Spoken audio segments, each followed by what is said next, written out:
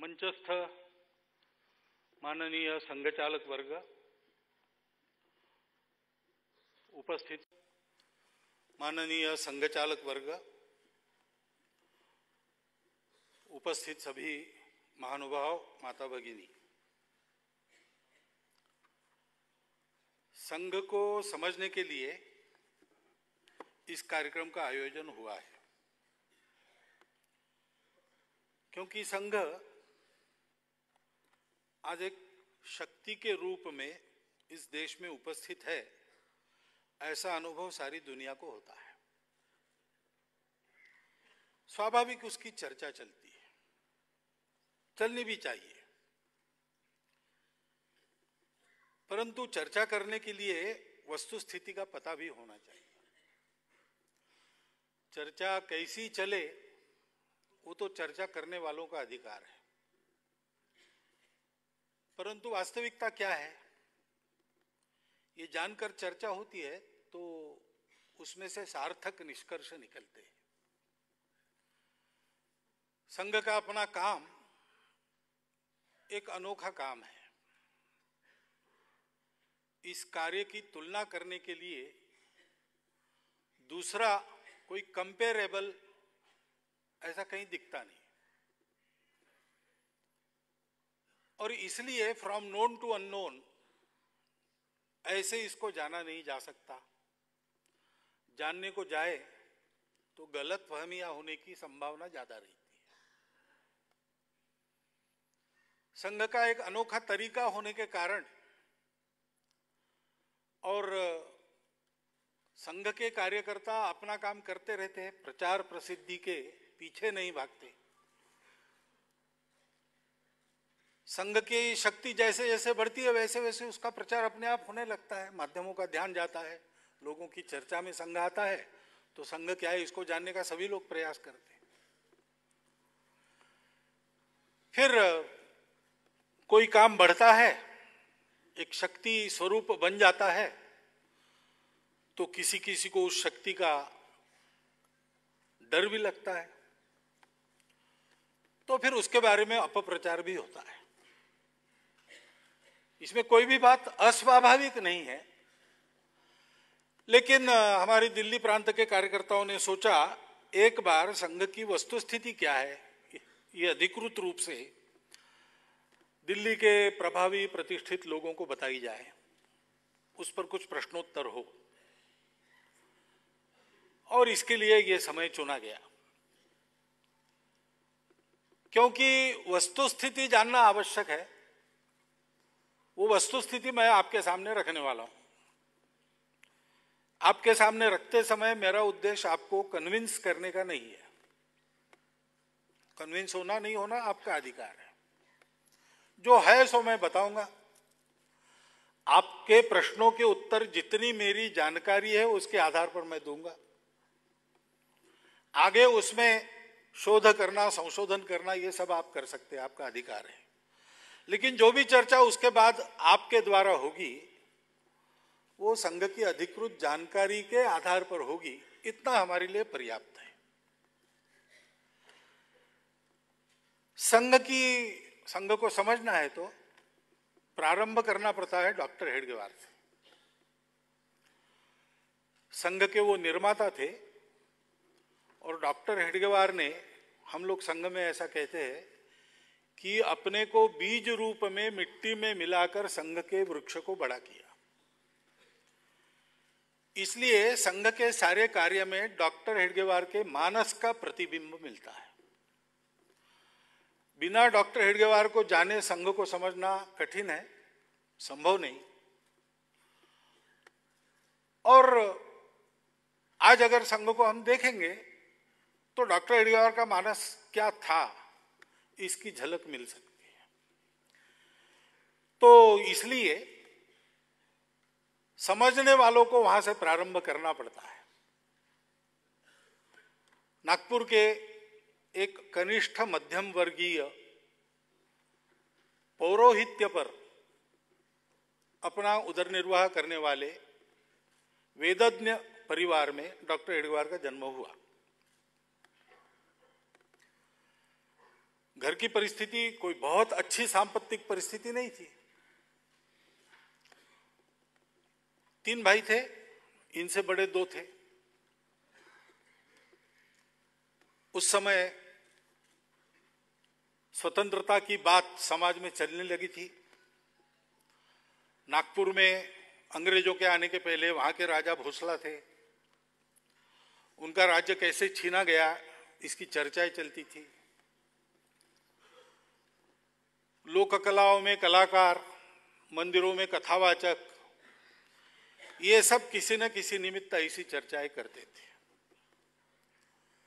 इस वातावरण में बचपन से ही डॉक्टर हेडगेवार और एक स्वतंत्रता की आकांक्षा लेकर पले बढ़े। कैसे हुआ होगा पता नहीं, हम उनको जन्मजात देशभक्त कहते, क्योंकि बहुत छोटे थे, प्राइमरी स्कूल में थे, उस समय से ऐसा दिखता था। विक्टोरिया रानी के राज्यारोहण समारंभ की जुबिली भारत में हुई।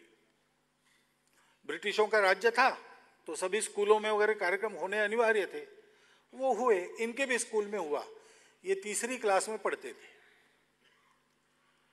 और उस निमित्त मिठाई बांटी गई, तो उस मिठाई को लेकर इन्होंने कचरे में फेंक दिया। इसलिए शिक्षक ने उनको पूछा कि तुमको मिठाई अच्छी नहीं लगती, कूड़ेदान में फेंक दी। तो इन्होंने उत्तर दिया कि हमारा अपना राज्य छीनकर हमको गुलाम बनाने वालों के राज्यारोहण समारोह की मिठाई हमारे लिए मिठाई कैसे हो सकती, और ये दिन हमारे लिए उत्सव का दिन कैसे हो सकता है, ये तो शोक का दिन है।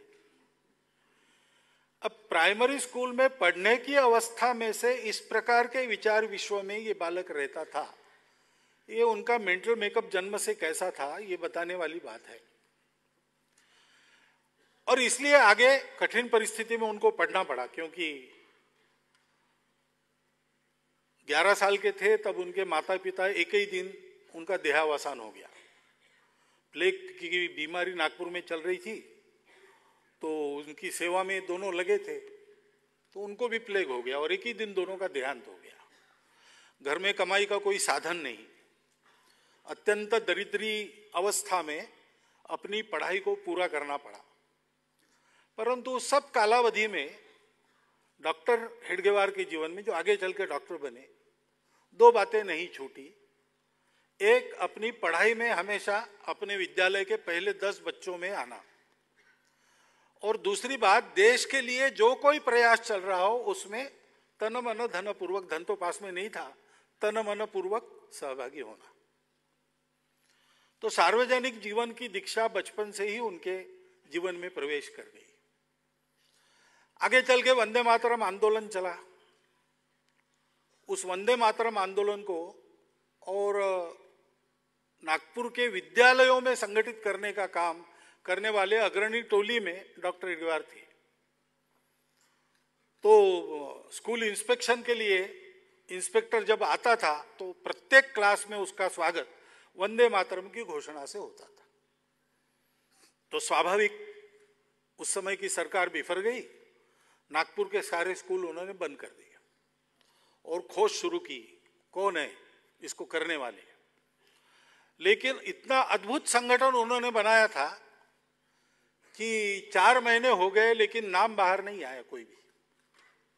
अंत में फिर छात्रों के अभिभावक, सरकारी लोग, सबने मिलके एक कॉम्प्रोमाइज निकाला कि विद्यालय खोले, बच्चे विद्यालय में प्रवेश करते समय गेट पर हेडमास्टर खड़े रहेंगे और हर एक को पूछेंगे, गलती हुई ना तो मुंडी हिला के हाँ कहना, इतनी नॉमिनल अपॉलॉजी के साथ प्रवेश मिलेगा।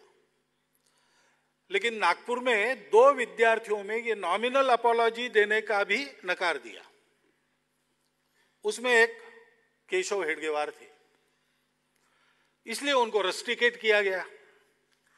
तो ऐसे आंदोलनों में जिनकी पढ़ाई छूटती है उनके लिए उस समय के हमारे नेताओं ने राष्ट्रीय विद्यालय चलाए थे। उस राष्ट्रीय विद्यालय में वो पढ़े, 6-7 महीना बाकी था मैट्रिक की परीक्षा के लिए, 10वीं क्लास में पढ़ रहे थे तब की बात है। और उस मैट्रिकुलेशन की परीक्षा में निजी तौर पर प्राइवेटली अपीयर होकर और वो फर्स्ट क्लास में पास हो गए। अब इनकी ये सक्रियता और इनके दिल की ये चिंगारी नागपुर के तत्कालीन जो नेता थे उनको दिख रही थी, इसलिए उन्होंने उनको भेजा Calcutta medical college, national medical college में पढ़ाई करने के लिए। आर्थिक सहायता वगैरह थोड़ी बहुत जुटा के वहां भेज दिया। पढ़ाई का तो बहाना था, मुख्य उद्देश्य था इनको भेजने का कि वहां पर देश भर के क्रांतिकारकों की कोऑर्डिनेशन कमेटी कलकत्ता में थी, अनुशीलन समिति उसको कहते थे। उस अनुशीलन समिति से संपर्क में आकर ये और वापस छुट्टियों में आएंगे तब क्रांति कार्य सेंट्रल प्रोविंस एंड बेरार के इलाके में स्थापित करें। और दोनों काम डॉक्टर साहब ने बखूबी किए। मेडिकल कॉलेज की परीक्षा भी, अंतिम परीक्षा 4 वर्षों के बाद फर्स्ट क्लास में पास हुए और इन 4 वर्षों में अत्यंत कड़ी परीक्षाएं देकर उस क्रांतिकारक समिति के कोर कमेटी में उनका प्रवेश हुआ। उनका कोड नेम उस समय कोकेन था। तो राजस्थान से आंध्र तक क्रांतिकारकों को बसाना, उनके आजीविका की व्यवस्था करना, शस्त्र आदि उनको देना, यह सारा काम संगठक के नाते उन्होंने किया। आगे चल के क्रांतिकारक आंदोलन भी उस समय वो चरण असफल हो गया। शस्त्रास्त्र लाने वाले जहाज और भारत के किनारे पर ही पकड़े गए, अंदर के सूत्र भी पकड़े गए। तो फिर ये सारा व्यवस्थित करना, फिर से सारा समेटना, ये काम भी उन्होंने किया। लेकिन एक संकल्प इस सारे कालावधि में उन्होंने लिया कि इस जीवन में अपने को केवल देश के लिए जीना है और कुछ करना नहीं है। कॉलेज की परीक्षा पास होते ही प्रिंसिपल ने उनको कहा कि तुम अगर जाना चाहते हो तो ब्रह्मदेश में, बर्मा में तुम्हारे लिए एक अच्छी नौकरी है, 3000 रुपए वार्षिक वेतन मिलेगा। तो डॉक्टर एडगवार ने कहा कि मैंने नौकरी नहीं करना ये तय किया है। वो वापस आ गए। डॉक्टर बना हुआ व्यक्ति उस जमाने में उस पूरे इलाके में 7500 से ज्यादा डॉक्टर नहीं थे। अगर प्रैक्टिस करते तो बहुत पैसा खींचते, लेकिन उनका तो तय था कमाना नहीं, देश के काम में पूरी तरह लग जाना। लेकिन डॉक्टर बनकर आए, इसलिए विवाह के भी प्रस्ताव आने लगे। तो उन्होंने अपने चाचा को पत्र लिखा। उनके गार्डियन वही थे, माता पिता तो थे नहीं। चाचा को पत्र लिखा कि मैंने इस जीवन में आजीवन ब्रह्मचर्य पालन करते हुए देश के लिए जीवन लगाने की प्रतिज्ञा की है, मुझे विवाह वगैरह करने नहीं है। तो वो भी प्रस्ताव फिर आना बंद हो गया। और फिर उस समय आंदोलन का एकमात्र मार्ग था, अपने देश के लोगों ने मिलके भारतीय राष्ट्रीय कांग्रेस स्थापन की थी, उसके वो कार्यकर्ता बने। विदर्भ प्रदेश के प्रमुख कार्यकर्ताओं में, चोटी के कार्यकर्ताओं में उनका क्रमांक लगता था। और असहकार आंदोलन शुरू हो गया, उसका प्रचार करना था। तो गांव-गांव जाना, पैदल जाना, बैलगाड़ी से जाना, उन दिनों यातायात के साधन आज जैसे वैसे नहीं थे। सारा परिश्रम करके और लोगों को जगाने का उन्होंने प्रयास किया। तो उनको उनके भाषणों के कारण पकड़ा गया, अरेस्ट हो गए। उन पर सेडिशन का आरोप लगा, राजद्रोह का आरोप लगा और नागपुर के एक कोर्ट में अभियोग चला। तो अभियोग में अपना डिफेंस उन्होंने दिया। आंदोलन में डिफेंस नहीं देते थे लोग, जो सजा होती थी वो स्वीकार करना। इन्होंने कहा सजा तो मैं स्वीकार करूंगा, लेकिन डिफेंस में बोलूंगा, क्योंकि कोर्ट में उस समय पत्रकार भी आते थे, जनता भी आती थी। तो और एक भाषण करके अपना विषय प्रचारित करने का मुझे मौका मिलेगा, इसलिए उन्होंने बचाव का भाषण किया। उस भाषण का प्रारंभ ही यहीं से किया कि किस कानून के तहत अंग्रेजों को भारतवर्ष पर राज्य करने का अधिकार मिलता है, वो कानून अगर कहीं है तो बताओ। मैं तो आपके इस अधिकार को ही नहीं मानता, आपके कानून को भी नहीं मानता, आपके न्याय को भी नहीं मानता। मैंने अपने लोगों को कुछ गलत नहीं बताया है, अपने समाज के लोगों को मैंने जागरूक किया है। स्वतंत्रता मनुष्य का अधिकार है, स्वतंत्र कैसे होना, स्वतंत्र कैसे रहना और अपने स्वतंत्रता के साथ अपना जीवन कैसे चलाना, इसके बारे में मैंने भाषणों में बोला है। इसको अब अगर राजद्रोह समझकर और मुझे मेरे जैसे लोगों को पकड़कर जेल में डालने की बारी अंग्रेज सरकार पर आ रही है, तो अंग्रेज सरकार ने भी समझना चाहिए कि अपना बोरिया बिस्तर समेटकर इस देश से चले जाने का उनका समय निकट आ गया है। तो जज ने उनको 1 वर्ष सश्रम कारावास की सजा देते समय कहा कि जिन भाषणों के कारण इन पर आरोप लगा है उससे ज्यादा ज्वालाग्राही भड़काऊ भाषण इनका ये बचाव का भाषण है। 1 वर्ष जेल में गए। जेल में जाते समय उनको विदाई की सभा भी हुई, लोग आए जेल तक, कोर्ट से और पुलिस वैन में बैठने के बीच में एक छोटी सभा हो गई, उसमें इनको भाषण करना पड़ा। तब उन्होंने जो बात कही तो उनके मन में जो चल रहा था उसकी झलक उसमें से मिलती है। उन्होंने तब ये कहा, और बाद में जेल से छूटने के बाद उनकी एक अभिनंदन सभा हुई जिसकी अध्यक्षता मोतीलाल नेहरू कर रहे थे, उसमें भी उन्होंने भाषण किया, उसमें भी यही बात कही। उन्होंने कहा कि केवल जेल में जाना ये देशभक्ति है ऐसा मानने का कारण नहीं, जेल में जाना पड़ता है तो जेल में भी जाएंगे, लेकिन बाहर रहकर लोगों के मन में स्वतंत्रता का अर्थ, स्वतंत्रता की प्राप्ति के लिए करने के प्रयास, इनके बारे में जागृति करना, ये भी देशभक्ति है। तो 1 साल मैं कारावास में रहा तो मेरा तो वजन बढ़ गया, मेरे ऊपर कोई दुष्परिणाम नहीं हुआ, लेकिन मुझे विश्वास है कि हम जैसे लोगों की अनुपस्थिति में ये काम तो चला ही होगा। और फिर से उन्होंने अपना जागृति का कार्य प्रारंभ किया। अब थोड़ा हम पीछे जाएंगे, क्योंकि ये सारा काम करते समय देश के सार्वजनिक जीवन में डॉक्टर हेडगेवार का संबंध सर्वत्र आता था। उनका स्वभाव ऐसा था कि किसी की विचारधारा अलग है या विरोधी भी है तो भी जब तक सामने वाला प्रामाणिक है और देश के कल्याण के हित की भावना लेकर काम कर रहा है, तब तक उनका कोई विरोध उससे होता नहीं था।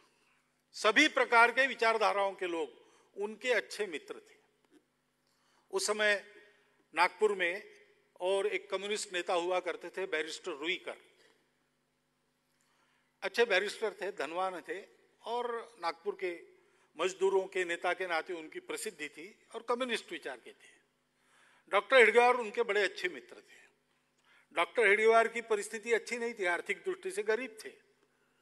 तो डॉक्टर हेडगेवार विनोद में उनको कहते थे कि you are a rich, I am a poor capitalist and you are a rich labourer, ऐसे उनकी नोकझोंक चलती थी। एक बार उन्होंने बैरिस्टर रुईकोर को पूछा कि अगर कल सुबह मैं आपके घर आकर ये आपको समाचार दूं कि अंग्रेजों का राज चला गया और शिवाजी महाराज वापस आ गए हैं और शिवाजी महाराज का राज्य सर्वत्र शुरू हो गया है, तो आप क्या करेंगे? तो बैरिस्टर रुईकर साहब ने कहा कि ये पूछने की बात है, मैं तो हाथी पर से पेड़े बंटवाऊंगा। तो डॉक्टर हेडगेवार ने कहा इसका मतलब कि आपको भी वहीं जाना है जहां हमको जाना है, तो आपस में झगड़ा क्यों करते हैं, हम मिलकर क्यों नहीं चलते? छोटी मोटी तात्विक बातों को लेकर इतने विवाद क्यों खड़े करते हैं? ये उनका माइंडसेट था। इसके कारण सभी प्रकार के लोगों से उनकी चर्चाएं वार्ताएं होती रहती थी। अभी सभी प्रकार के लोग यानी क्या प्रकार थे? तो मैंने जो अध्ययन किया है थोड़ा बहुत, उससे मुझे ऐसे लगता है 1857 में देश को स्वतंत्र करने का एक बड़ा प्रयास भारतवर्ष में हुआ था, वो विफल हुआ। विफल होने के बाद अपने देश में और प्रमुख लोगों के मन में चिंतन शुरू हुआ कि हमारा देश, हमारी संख्या इतनी प्रचंड, हमारे पास भी सेना, राजा महाराजा सब है और अंग्रेज लोग मुट्ठी भर है, बाहर से आए हैं, यहाँ के हवामान में भी उनके लिए सब प्रतिकूलता है, फिर भी वो जीते और हम हारे, ये कैसे हुआ? और ऐसा कुछ चिंतन मंथन करके समाज जागृति के जो प्रयास बाद में शुरू हुए, उसकी सामान्यतः 4 मोटी मोटी धाराएं दिखाई देती है। एक धारा है जो कहती थी कि एक प्रयास विफल हुआ तो क्या हुआ, इसी मार्ग से यानी सशस्त्र संघर्ष के मार्ग पर ही आगे बढ़ना चाहिए। और इसलिए बाद में क्रांतिकारकों का मार्ग शुरू हुआ, गदर के प्रयास हुए, फिर क्रांतिकारकों के छोटे छोटे टोले बने, उन्होंने कुछ किया। 1945 में सुभाष बाबू के विमान अपघात में अंतर्धान हो जाने के तक ये धारा चली। देश के लिए अपना सर्वस्व न्योछावर करने वाले अनेक प्रकार के महापुरुष उसने हमको दिए। आज भी हम उनका स्मरण करते हैं, उनके जीवन से प्रेरणा लेते हैं। अब हमारा देश स्वतंत्र है तो उसका प्रयोजन नहीं है। एक धारा ये निकली कि नहीं, अपने देश के लोगों में राजनीतिक समझदारी कम है, सत्ता किसकी है इसका क्या महत्व है लोग कम जानते हैं। अपने देश के लोगों की राजनीतिक जागृति करनी चाहिए।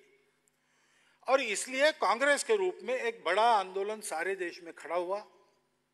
उसमें भी अनेक सर्वस्व त्यागी महापुरुष जिनकी प्रेरणा आज भी हमारे जीवन के प्रेरणा में काम करती है, ऐसे पैदा हुए।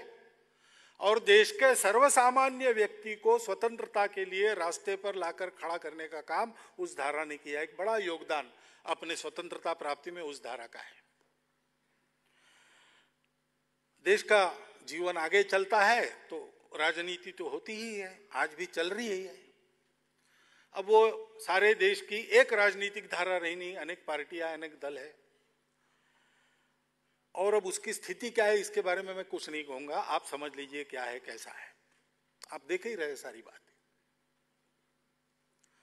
तीसरी एक धारा थी जो कहती थी कि हमारे समाज में ही सुधारने की आवश्यकता है।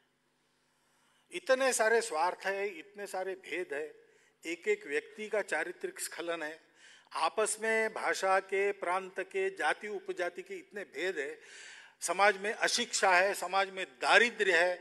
इन सब बातों को निकाले बिना हम अंग्रेजों के सामने खड़ा होकर मुकाबला करने की शक्ति नहीं रख सकते। इसलिए समाज सुधार, उसमें भी कई ऐसे प्रातस्मरणीय महापुरुष हो गए जिनका नाम हम आज भी लेते हैं, उनका आदर्श अपने जीवन के लिए अपने सामने रखते हैं। लेकिन हुआ ये कि धारा तो चली और आज भी थोड़ी बहुत चल ही रही है, लेकिन सागर में द्वीप जैसी उनकी स्थिति हो गई। उन्होंने जो समाज सुधार सुझाए और कुछ मात्रा में समाज में परिवर्तन लाके दिखाया, वहीं तक सीमित रहा। सारे समाज के स्वभाव में, आचरण में वो परिवर्तन नहीं आया। उनके सपने अभी अधूरे हैं। और चौथी एक धारा थी जो कहती थी कि देखो अपने मूल पर वापस चलो। आर्य समाज के संस्थापक स्वामी दयानंद जी, रामकृष्ण परमहंस के शिष्य स्वामी विवेकानंद जी, ऐसे लोगों ने और अपने मूल पर पक्का खड़ा होकर समाज से दारिद्र्य और अज्ञान भगाने के लिए सेवा करने का संदेश दिया। उस पर भी हम थोड़ी बहुत मात्रा में आज भी चल रहे हैं। लेकिन बात है कि हमारे देश में जो एक समाज का गुणवत्तापूर्ण चित्र उपस्थित होना चाहिए था, वो नहीं हो सका। स्वतंत्रता के पहले नहीं हुआ और स्वतंत्रता के बाद आज के समय में हम बैठ के जब अपने देश को देखते हैं तो हम सबको इसकी आवश्यकता महसूस होती है। उस समय काम करने वाले और आज जो ऐसा काम कर रहे हैं अथवा कर चुके हैं, ऐसे लोगों ने कहीं ना कहीं बोल के लिख के रखा है। श्री रविन्द्रनाथ टैगोर, उनका एक स्वदेशी समाज नाम का बड़ा प्रबंध है, उसमें उन्होंने कहा है कि एकात्मता की जरूरत है, आपस में झगड़े नहीं चलेंगे। और झगड़े का उपाय हमको मिल सकता है क्योंकि हमारे पास सब विविधताओं को एक साथ चलाने का परंपरा से विचार है, संस्कृति है। परंतु ये परिवर्तन राजनीति में परिवर्तन होने के कारण नहीं आता, समाज में परिवर्तन होना चाहिए। समाज में परिवर्तन होगा तो समाज के जीवन के सारे क्रियाकलाप अपने आप परिवर्तित हो जाएंगे। वहां से शुरू करके यहां नहीं पहुंचा जा सकता, यहां से शुरू करके वहां पहुंचना पड़ेगा। और फिर आगे वो कहते कि इसके लिए नायक की आवश्यकता है जो शुद्ध चारित्र संपन्न है, समाज के सब लोगों के प्रति जो आत्मीय भाव से बरतता है और समाज के मन में उसके प्रति पूर्ण विश्वास है। ऐसे नायक को खड़ा करना पड़ेगा। उन्होंने एक वचन कहा है, अपना इतना बड़ा विविधताओं से भरा हुआ देश है, मुझे लगता है कि जगह जगह ऐसे नायक चाहिए जिनके करने से और समाज का आचरण वातावरण बदलेगा, ये उन्होंने कहा है। Sir Manabendranath Roy, communist party की स्थापना जिन्होंने की, बाद में वो रेडिकल ह्यूमैनिस्ट बने और अपने जीवन का एक दस्तावेज के रूप में उन्होंने जो द रेडिकल ह्यूमैनिज्म नाम का ग्रंथ लिखा, वो आपने देखा होगा या देखी है जरूर। उसके अंतिम प्रकरणों में वो एक निष्कर्ष बताते हैं। वो कहते हैं कि ऊपर ऊपर परिवर्तन करके समाज को बिना बदले अगर हम देश में परिवर्तन का प्रयास करेंगे तो वो संभव नहीं होगा। हमको समाज के सामान्य व्यक्तियों के पास पहुंचकर उसकी गुणवत्ता में और उसकी सोच में परिवर्तन लाना पड़ेगा। यह रास्ता बहुत लंबा दिखता है, लेकिन अगर यही एक रास्ता है तो यही सबसे छोटा रास्ता है। अन्य शॉर्टकट ढूंढेंगे तो shortcut will cut you short, ये उनका वचन है। अपने पूर्व राष्ट्रपति डॉक्टर अब्दुल कलाम अरुणाचल में गए थे, तब उन्होंने जो भाषण किया था उसमें उन्होंने 3 बातें बताई थी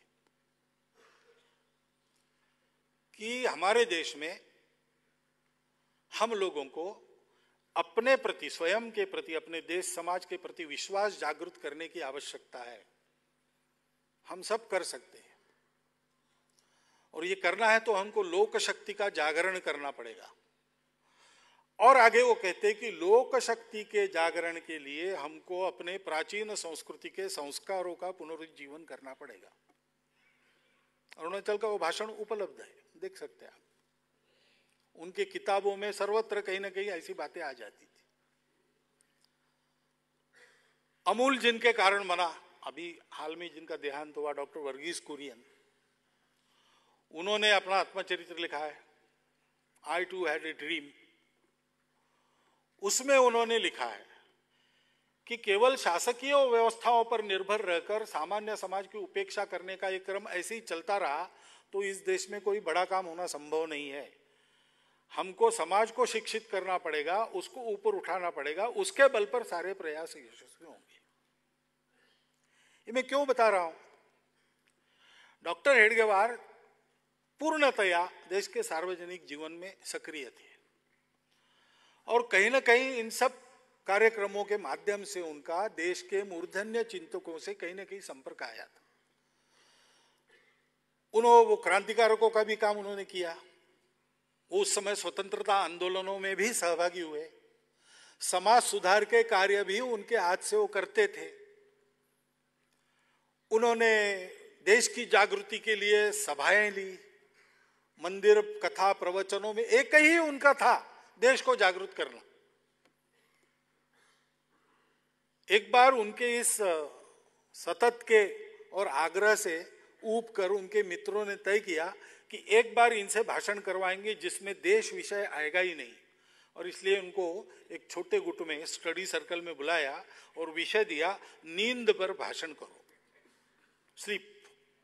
अब क्या देश की बात करेंगे? तो डॉक्टर हेडगेवार ने वहां भाषण किया कि नींद, आप सब डॉक्टर लोग हैं इसलिए आप जानते हो नींद बड़ा महत्व का विषय है, उसके बिना स्वास्थ्य ठीक नहीं रहता, अच्छी नींद आनी चाहिए क्योंकि आज देश को स्वस्थ तरुणों की आवश्यकता है। फिर देश की परिस्थिति, तरुणों का कर्तव्य, इस पर बोले। ऐसे लगातार देश की चिंता में ही व्यस्त ऐसे वो थे तो सबसे उनकी चर्चाएं होती थी, सबके विचारों का विमर्श उनको मिलता था, सबके विचारों में वो जाते थे। गांधी जी जब येरवड़ा में पकड़े गए, 28 मार्च शायद वो दिनांक था, तो नागपुर के कांग्रेस कमेटी ने तय किया कि प्रति मास 28 तारीख को गांधी जी का स्मरण करेंगे, उनके विचारों का स्मरण करेंगे। और 1922 में 28 अप्रैल को पहला एकत्रीकरण उनको बुलाना था किसी को, उन्होंने डॉक्टर हेडगेवार को बुलाया वक्ता के नाते। तो डॉक्टर हेडगेवार ने वहां उनको कहा कि गांधी जी का मात्र स्मरण करने से काम नहीं चलेगा, उनके जीवन में जो पराकोटि का त्याग है और संपूर्ण निस्वार्थ भाव से देश समाज के लिए काम करने की जो ललक है, उसका हमको अनुकरण करना पड़ेगा। वो सुभाष बाबू से मिले थे, वो सावरकर जी से मिले थे, क्रांतिकारकों से उनका तो संबंध था ही। राजगुरु जब भूमिगत हुए तो नागपुर में, विदर्भ में उनके रहने की व्यवस्था उन्होंने की थी।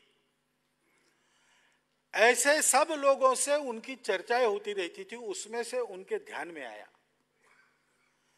कि सबको ऐसा लगता है कि जो उपक्रम हमने हाथ में लिए है वो कभी ना कभी यशस्वी होंगे, परंतु बार बार ये काम करने की आवश्यकता हमारे समाज में पड़नी नहीं चाहिए। ये अपने आप होना चाहिए। स्वस्थ समाज में समाज के लिए जो आवश्यक है वो अपने आप होते रहता है, किसी को करना नहीं पड़ता। लेकिन ये जो बार बार आवश्यकता पड़ती है, इसका कारण हमारे समाज की कोई कमियां हैं, और उन कमियों को सुधार कर अगर हम समाज को खड़ा नहीं करेंगे तो हमारे सब काम या तो अपूर्ण रह जाएंगे, या तो तात्कालिक रूप से ही सफल होंगे, या असफल भी हो सकते हैं। ये चिंता सबके मन में है, ये उनके ध्यान में आया। त्रिलोकनाथ चक्रवर्ती प्रसिद्ध क्रांतिकारक थे कलकत्ता में, बाद में वो दिल्ली आए। डॉक्टर हेडगेवार की हम लोगों ने जन्म शताब्दी जब 1989 में की उस समय, और उनको उस शताब्दी समिति में लेने के लिए हमारे कार्यकर्ता उनके पास गए थे। तो उनको जब बताया तो उन्होंने सम्मति तो दे दी। फिर उन्होंने कहा कि 1911 के समय एक बार, और डॉक्टर हेडगेवार मेरे घर आए थे, परिचय तो था ही, क्रांति कार्य में सहयोगी थे। तब उन्होंने ये बात की कि दादा, लगता है कि इस समाज को कुछ ट्रेनिंग देने की आवश्यकता है, और ये ट्रेनिंग देने की फुर्सत किसी को नहीं है, सबने अपना अपना काम चुन लिया है। मुझे लगता है ये काम मुझे ही करना पड़ेगा।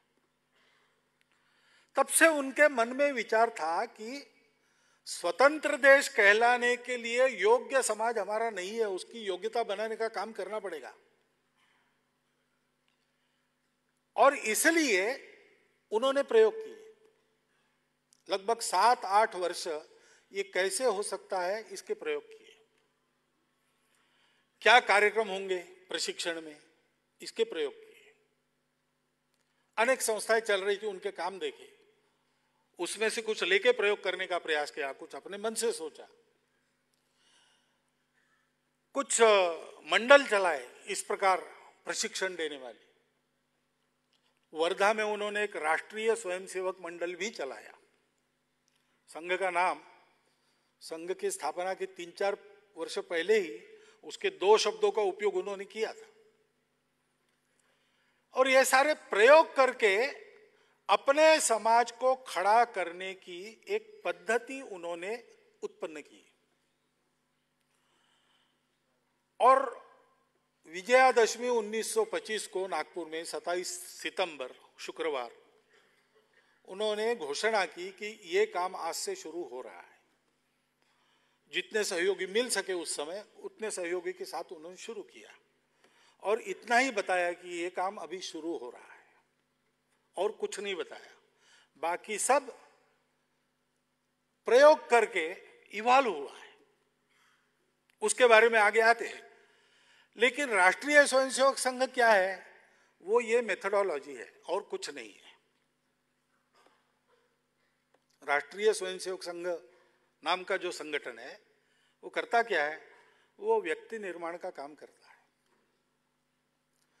क्योंकि समाज के आचरण में कई प्रकार का परिवर्तन आज भी हम चाहते हैं। हमको भेद मुक्त समाज चाहिए, समता युक्त समाज चाहिए, शोषण मुक्त समाज चाहिए, स्वार्थ भी जाना चाहिए। लेकिन ये जाना चाहिए कह के होगा नहीं। समाज का आचरण उदाहरणों की उपस्थिति में बदलता है। आदर्श हमारे यहां है, महापुरुषों की कोई कमी नहीं है। देश के लिए सर्वस्व न्योछावर करने वाले हमारे इस भूमि के आदिकाल से इस क्षण तक बहुत लोग हैं। लेकिन अपने सामान्य समाज की प्रवृत्ति क्या है, वो उनकी जयंती पुण्यतिथि मनाता है, उनकी पूजा जरूर करेगा, उनके जैसा गलती से भी नहीं बनेगा। छत्रपति शिवाजी महाराज फिर से होने चाहिए, लेकिन मेरे घर में नहीं होनी चाहिए, इसकी चिंता वो करेगा, दूसरे के घर में होनी चाहिए। क्योंकि एक अंग्रेजी वाक्य मैंने रीडर्स डाइजेस्ट में पढ़ा कुछ वर्ष पहले, उसमें ये कहा गया, the ideals are like stars which we never reach. तो आदर्श वो दूर ही रहते हैं, उनकी पूजा होती है, उनका अनुकरण नहीं होता। आगे का वाक्य है, but we can plot our chart according to them. वो प्लॉटिंग दी चार्ट का काम होता नहीं, वो किसके भरोसे होता है? वो अपने और निकट जो लोग हैं, हमारे में से ही लोग हैं, उनके आचरण का प्रभाव हमारे आचरण पर होता है।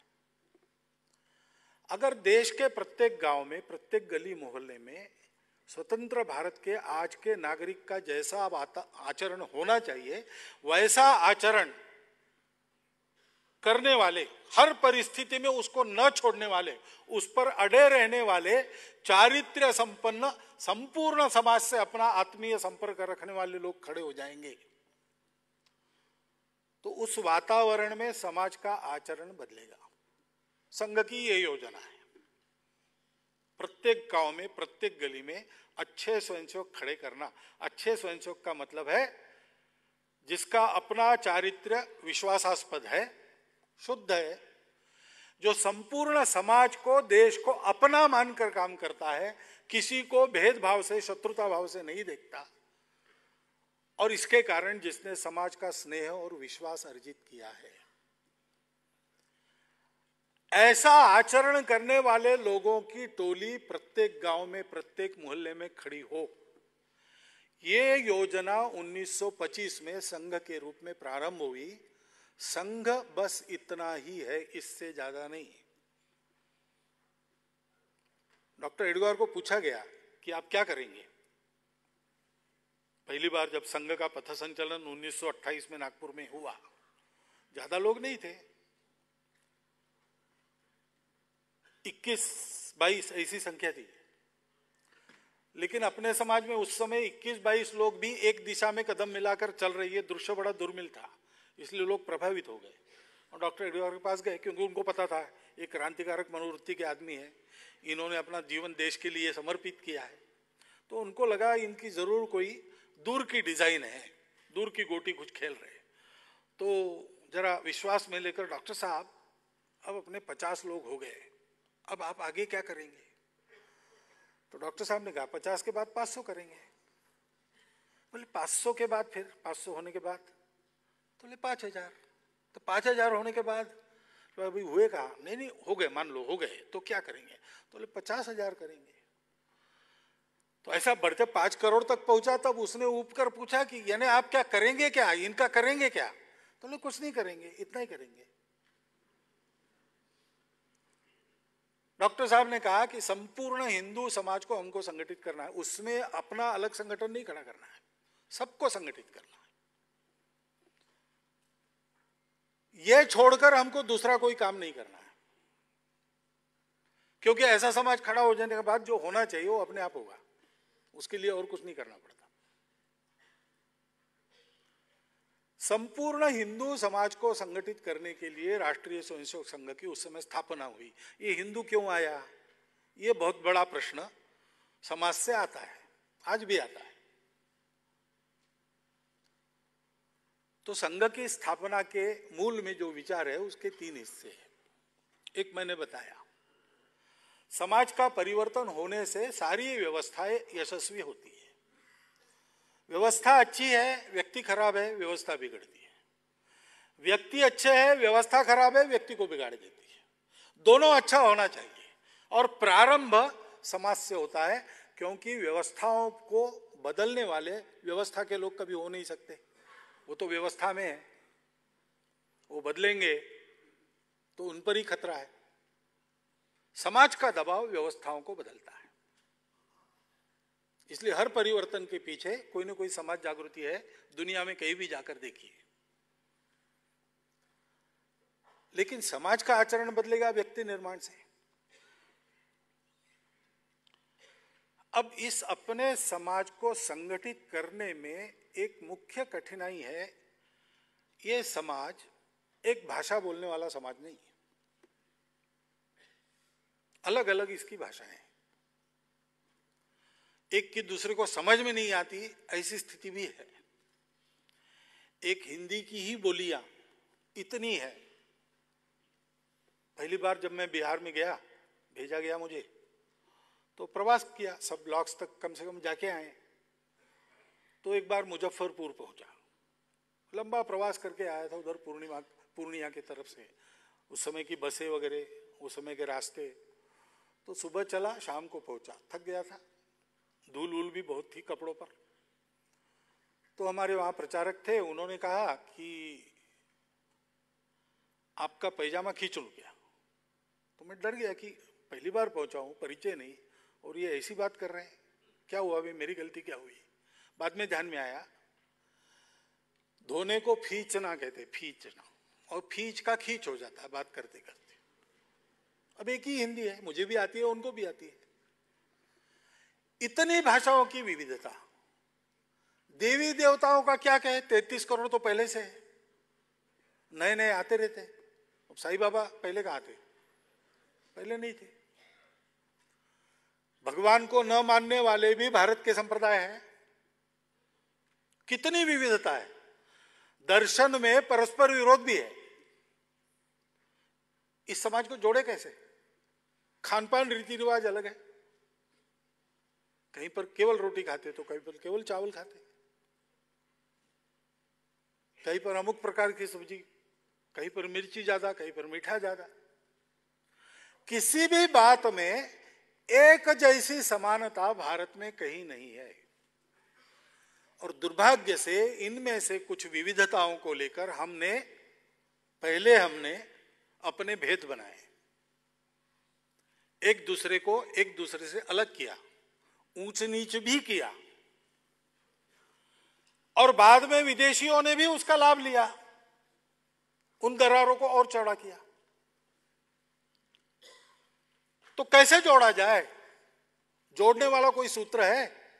ऐसा कोई विचार है जो सब प्रकार की उपासनाओं को, पूजाओं को, देवताओं को मानता है, सबको सत्य कहता है, जो किसी एक भाषा पर आग्रह नहीं रखता, सब भाषाओं का जिसमें स्वीकार है, खान पान रहन सहन की विविधता का सब प्रकार का जिसमें स्वीकार है? सौभाग्य से हमारे देश का जो परंपरा से चलता आया हुआ विचार है, जब मैं विचार करता हूं, कहता हूं, तब मैं मूल्यों की बात करता हूं। विचार के मूल्य होते हैं जिसमें से विचार निकलता है, उसके आधार पर कुछ फॉर्मुलेशन होता है, उसको मैं नहीं, वो अलग अलग होता है, परस्पर विरोधी भी हो सकता है। लेकिन हमारे देश में जितने सारे विचार हैं किसी भी प्रकार से जो हमारे देश के भूमि से निकले हैं, उनको देखेंगे तो आपको ध्यान में आएगा कि बीच में जो दिखने वाला है वो सब अलग अलग है, परस्पर विरोधी भी है, लेकिन जहां से शुरू हुआ वो प्रस्थान बिंदु और जहां उसकी परिणति होती है वो प्रत्यक्ष उपदेश, इसमें कोई फर्क नहीं है। प्रस्थान बिंदु एक है कि मूल में एक है, विद्वान लोग उसको अलग अलग नजर से देखते हैं, इसलिए उसका अलग अलग वर्णन करते हैं, लेकिन वो एक ही है, एक ही वस्तु का अलग अलग वर्णन है। एकम सत विप्राह बहुधा वदन्ति। इसलिए विविधताओं से डरने की कोई बात नहीं, विविधताओं का स्वीकार करो, सभी विविधताएं सत्य है, विविधताओं का उत्सव मनाओ, अपनी अपनी विविधता पर पक्का रहो, विशिष्टता पर पक्का रहो, सबकी विविधता का सम्मान करो, मिलजुल कर साथ चलो। ये दूसरा समन्वय का मूल्य, वो अपनी परंपरा में। और सबके साथ मिलकर चलना है तो अपने ऊपर बंधन लाना पड़ता है। मुझे अकेला खाना है तो सब कुछ खा जाऊंगा, लेकिन और 10 लोग खाने वाले हैं तो सबका हुआ कि नहीं मुझे देखना पड़ेगा। इसलिए संयम का तीसरा मूल्य है। और ऐसा जीवन जीना है तो छोड़ने की आदत चाहिए। सब कुछ चाहिए, सब कुछ चाहिए, ऐसा नहीं चलेगा। और सब कुछ चाहिए में चाहत कभी समाप्त नहीं होती, ये सबने कहा है। तृष्णा कभी समाप्त नहीं होती, हम समाप्त हो जाते, तृष्णा चलते रहती है। तो त्याग पूर्वक जीना पड़ेगा। अपनी जरूरतें कम करते जाओ, कम करते जाओ, किसी चीज की जरूरत न रहे, ऐसा जीवन बहुत अच्छा जीवन, संन्यास का जीवन। और संपूर्ण अस्तित्व उसके तुम एक अंग हो। तुम्हारा निर्माण उस संपूर्ण अस्तित्व के योगदान के कारण हुआ है। ये तो अपना अनुभव है। देह मुझे माता पिता के कारण मिला, संस्कार मुझे परिवार के कारण, समाज के कारण, विद्यालय गुरुओं के कारण मिले। कपड़ा पहनता हूं तो कहीं मिल चलती है, कहीं कोई बुनता है, किसान कपास खेती करता है, इसलिए होता है। खाना पीना इसीलिए मिलता है। मैं अकेला होता तो मैं जी भी नहीं सकता, मनुष्य अकेला नहीं जी सकता। और मनुष्य के जीने में सबका योगदान होता है। तो ये समझो कि आप इस सृष्टि का एक अविभाज्य अंग हो, उसमें आपको योगदान करना है, उसके प्रति कृतज्ञ रहो। ये कृतज्ञता का पांचवा मूल्य। ये 5 बातें सर्वत्र भारत से निकले हुए सब विचारों में मिलती है। वो एक क्या है, इसका दर्शन जब शुरू होता है तब फिर वो अलग अलग है। कोई इसको जड़ मानता है, कोई उसको चेतन मानता है, कोई उसको ईश्वर मानता है, कोई उसको और कुछ मानता है। परस्पर विरोध भी है, खंडन मंडन भी चलता रहा है, लेकिन कभी भी समाप्ति किसी की किसी ने नहीं की। सब लोग साथ चले, शास्त्रार्थ चलते रहे। और अंततोगत्वा सारा विचार करने के बाद आचरण का उपदेश तो सबका एक ही है। तुम जियो, सबको जीने दो। तथागत ने कहा है ना, कुशलस्य उपसंपदा, आजीविका कुशलता पूर्वक। कुशलता क्या है? दूसरे की आजीविका को धक्का लगाए बिना। सब्ब पापस्य अकरणम कुशलस्य उपसंपदा सच्चित्त परियोदपनम एतद् बुद्धानुशासनम। सब जगह ये मिलेगा आपको। पाप नहीं करना। पाप क्या है? परहित सरिस धर्म नहीं भाई, पर पीड़ा सम नहीं अधमाई। दूसरों को कष्ट देना पाप है, पाप मत करो। और बिना पाप किए हुए भी अपने आप को ठीक रखने की कुशलता, कुशलस्य उपसंपदा। और ये सारा करते समय मुख्य काम क्या है? सच्चित्त परियोदपनम। चित्त शुद्धि करो, चित्त से विकारों को देश निकाला दे दो। धीरे धीरे सीखो, पवित्र अंतःकरण वाले बनो, सबके प्रति सद्भावना वाले बनो, सबका रक्षण करने वाले बनो। विस्तार पूर्वक वर्णन होता है तो सब जगह सत्य, अहिंसा, अस्तेय, अपरिग्रह, ब्रह्मचर्य मिलता है। सब जगह संतोष, स्वाध्याय, तपस, ईश्वर प्रणय मिलता है। यह हमारे जोड़ने की बात है। और पीढ़ी दर पीढ़ी हमारे यहां पर जो परिवारों में व्यवहार सिखाया गया संस्कारों के द्वारा, जिससे हमारी संस्कृति बनी, उस संस्कृति का आचरण इसी आचरण को बताता है। किसी के भी घरों, मैं तो कहता हूं कि भारत के बाहर से जो संप्रदाय भारत में आए और उनके अनुयायी आज भारतीय लोग हैं, इस्लाम है, ईसाईयत है, वो अगर भारतीय है तो उनके घरों में भी उन्हीं संस्कारों का प्रचलन आज भी मिलता है। हमको जोड़ने वाली ये मूल्याधारित संस्कृति है। और हम देखते अपने इतिहास को और अध्ययन करते तो हमारे ध्यान में आएगा, जब इन मूल्यों की अनदेखी करके बाकी हमने रचा, तब हमारा पतन हुआ। तब हमारे समाज में न्याय का अंतर्धान होकर अन्याय आ गया। उसके कारण हम दुर्बल हुए, उसके कारण हम परतंत्र हुए। डॉक्टर एडगवार हमेशा कहते थे कि अपने दुर्वस्था का कारण अंग्रेजों को इस्लाम का आक्रमण हुआ, इसलिए मुसलमानों को कब तक देते रहोगे? ये हुआ कैसे कि हजारों मील दूर से मुट्ठी भर आक्रामक आए और सोने की चिड़िया कहलाने वाला सूरमाओं का भारत उन्होंने देखते देखते जीत लिया। तुम्हारी कोई कमी है उसको ठीक करो। कभी कभी वो कहते थे, आज देश की प्रमुख समस्या आपको कौन सी लगती है? मैं भी उनका अनुकरण करता हूं इस प्रश्न के उत्तर में। वो कहते थे, सबसे बड़ी समस्या यहां का हिंदू है। अपने मूल्यों को भूलकर हमने जब आचरण शुरू किया, हमारा पतन शुरू हुआ। विस्तार में मैं जाता नहीं क्योंकि बहुत समय लगेगा, 2 दिन में नहीं होगा फिर। लेकिन आप अध्ययन करेंगे, जाएंगे, तो अपने देश के पतन का प्रारंभ हमारे पतन से हुआ है और उसका उपाय यही है, इस पर वापस आना पड़ेगा। अब इन मूल्यों को आप बताएंगे तो उसको कहेंगे हिंदू, हिंदू विचार कहेंगे, दुनिया के लोग कहेंगे। हमने तो नहीं कहा, हमको दुनिया ने ऐसा कहा। ये जो मूल्याधारित आचरण की बात है, संस्कृति है, उस संस्कृति के कारण हमारा हिंदूपन है, हिंदूनेस है।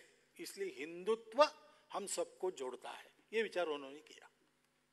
और इसलिए उन्होंने कहा कि संपूर्ण हिंदू समाज का संगठन करेंगे, क्योंकि समाज में लोग हैं, भारतीय समाज अपना ही समाज है, लेकिन उसमें हम हिंदू नहीं है कहने वाले लोग हैं, उसके कारण है। लेकिन ये कंटेंट अगर बताना है तो इनको जोड़ने वाला शब्द कौन सा है? दूसरा नहीं है। इसलिए उन्होंने स्पष्ट घोषणा की कि हिंदुस्तान हिंदू राष्ट्र है, हम हिंदू समाज को संगठित करेंगे। ये घोषणा उन्होंने इसलिए नहीं की कि उनको किसी का विरोध करना था। ये किसी तात्कालिक घटनाओं की प्रतिक्रिया का परिपाक नहीं था, क्योंकि वो इसके परे पहुंच गए थे अनुभव से। इसको ठीक करो, समाज को पहले ठीक करो, समाज को जोड़ो। भेद रहित स्वार्थ मुक्त समाज ही राष्ट्रीय स्वतंत्रता की और स्वतंत्रता के बाद राष्ट्र के परम वैभव की गारंटी है, दूसरी नहीं। विचारधारा अपने जगह है, नीतियां अपने जगह है, सरकारें अपने जगह है, राजनीतिज्ञ अपने जगह है, लेकिन इन सब के आकांक्षाओं की पूर्णता तब होती है जब ऐसे समाज में ये लोग होते हैं, फिर वो सहायक बनते हैं। नहीं तो अपने देश में स्वतंत्रता के बाद योजनाएं कम हुई क्या? राजनीति के क्षेत्र में तो एक दूसरे पर आरोप चलता है, आपने ठीक नहीं किया, आपने ईमानदारी से नहीं किया। मैं उन आरोपों को नहीं करता। कितना भी कहो, कुछ तो हुआ ही है, कुछ तो ईमानदारी से किया ही गया है, लेकिन उसके परिणाम क्यों नहीं मिलते? We have to deserve it. We have to be a deserving society. समाज में अनुशासन है क्या? अनुशासित समाज वैभव को प्राप्त करता है। स्वतंत्र देश के हम नागरिकों में सिविक सेंस है क्या? सिविक सेंस का पालन ये दैनंदिन जीवन में देशभक्ति का आविष्कार है। देश के लिए रोज मरना नहीं पड़ता, देश के लिए जीना पड़ता है रोज। जब मरने की बारी आती है तब देश के लिए मरने वाली भी बड़े संख्या ने उस समाज ने दी है जिस समाज को देश के लिए जीना मालूम था। और इसलिए यह व्यक्ति निर्माण का कार्य, हिंदू इस विषय के बारे में और चर्चा हम थोड़ी बाद में करेंगे, लेकिन ये करना कैसे, इसकी मेथोडोलॉजी आरएसएस है, ऐसा मैंने आपको बताया। मैं उस दूसरे भाग पर पहले आता हूं, क्योंकि कई बार ऐसा लगता है आपको, संघ की कार्यक्रम वगैरह आप देखते हैं, वहां एक व्यक्ति ऑर्डर देता है, संघ उत्तिष्ठ, सब लोग खड़े हो जाते हैं, उपविष्ट, सब लोग बैठ जाते हैं। तो लोगों को लगता है कि संघ बड़ा ही डिक्टेटोरियल ऑर्गेनाइजेशन है, और संघ का एक व्यक्ति होता है सामने, सरसंघ चालक, तो उसको गलती से चीफ भी कहा जाता है आजकल बाहर की भाषा में। तो उनको लगता है कि ये चीफ है, इसलिए ये बोलेंगे और सब हिलेगा, और इनके मन से सब चलता है। तो तो इसलिए संघ को अंदर से आकर देखने पर आपको सब बातें पता चलेगी जो मैं अब बताने वाला हूं, लेकिन केवल मेरे बताने पर मत जाइए, अंदर आकर देखिए, आपको वही बातें मिलेगी। डॉक्टर हेडगेवार ने ये सारे प्रयोग पहले कर लिए थे। संपूर्ण हिंदू समाज को संगठित करने का तरीका क्या है और ऐसा करते करते उसके परिणाम कैसे होंगे, क्या होंगे, ये सारा उनके आंखों के सामने स्पष्ट था। वो प्रतिभा उनकी अलौकिक थी, उनका जीवन बड़ा गहरा था। लेकिन संघ स्थापना की घोषणा करने के अलावा उन्होंने दूसरा कुछ नहीं किया। घोषित कर दिया आज से संपूर्ण हिंदू समाज को संगठित करने वाला यह संघ प्रारंभ हुआ है, ऐसा बोला और बैठक समाप्त हो गई। तो फिर साथी आ गए कि अच्छा शुरू हुआ, करना क्या है? तो करना क्या है तो तय करो, साथ में बैठो, आगे क्या करना तय करो। उस दिन हमारी शाखा नहीं शुरू हुई, ये शाखा बाद की बात है। ये संघ पहले बैठकों के रूप में, तो ऐसा करेंगे, मास में एक बार बैठक करेंगे। अब मास की बैठक का अनुभव ऐसा आया कि पहली 2-4 बैठकों में तो लोग आए, बाद में बुलाना पड़ा, बाद में बुलाने पर भी नहीं आना शुरू हुआ। तो लोगों ने कहा कि ये मास का नहीं, साप्ताहिक करते, आदत रहेगी। फिर दैनिक पर आ गए और दैनिक बैठकें होने लगी कमरे के अंदर, चर्चा उसमें। लेकिन संघ में जो आए उस समय लोग, वो सब जवान लोग थे, विद्यार्थी थे, बालक थे, किशोर थे, तरुण थे। कमाने वाले लोग तो बहुत ही थोड़े थे। डॉक्टर हेडगेवार स्वयं उस समय 35 साल की आयु में थे। वो संघ के एल्डर्स में एक थे, एल्डर्स 5-6 थे, उसमें एक डॉक्टर हेडगेवार थे। तो जवान लोगों ने सोचा कि ये क्या, रोज आकर कमरे के में अंदर बैठकर, अरे भाई जवान लोग हैं, कुछ हाथ पैर हिलाएंगे, तो चलो शारीरिक कार्यक्रम करेंगे, मैदान पर कबड्डी खेलेंगे। बाहर क्या कर सकते हैं, कबड्डी खेलो, छोटे छोटे खेल खेलो। फिर लगा कि नहीं, थोड़ी शस्त्र विद्या भी, अभी लड़ाई का समय है, तो फिर अखाड़े हैं, अखाड़ों में जाओ। ये बाहर जब आना शुरू हुआ तब शाखा शुरू हुई। संघ स्थापना के 3-3.5 महीने के बाद फिर शाखा शुरू हुई। और क्यों शुरू हुई? डॉक्टर हेडगेवार ने नहीं कहा शुरू करो, ये उस बैठने वाली टोली के चर्चा में से एक सहमति बनी और वो हुआ। डॉक्टर हेडगेवार चाहते थे रोज लोग जमे, लेकिन उन्होंने ऐसा कभी कहा नहीं। कार्यकर्ताओं के हाथ में दे दिया, ये करना है काम, ये करना है, कैसे होता है प्रयोग करो। ऐसे ही विकसित हुआ। फिर लगा कि वो लाठी काठी वगैरह तो अपना यहाँ है, राज कौन कर रहा है? अंग्रेज। अंग्रेज क्या करता है? वो परेड करता है, अपने को भी परेड आनी चाहिए। तो फर्स्ट वर्ल्ड वॉर के बाद सेना से रिटायर्ड मार्तंडराव जोग नाम के एक सज्जन थे नागपुर में, डॉक्टर हेडगेवार के मित्र थे। उन्होंने हर इतवार को परेड लेना प्रारंभ किया।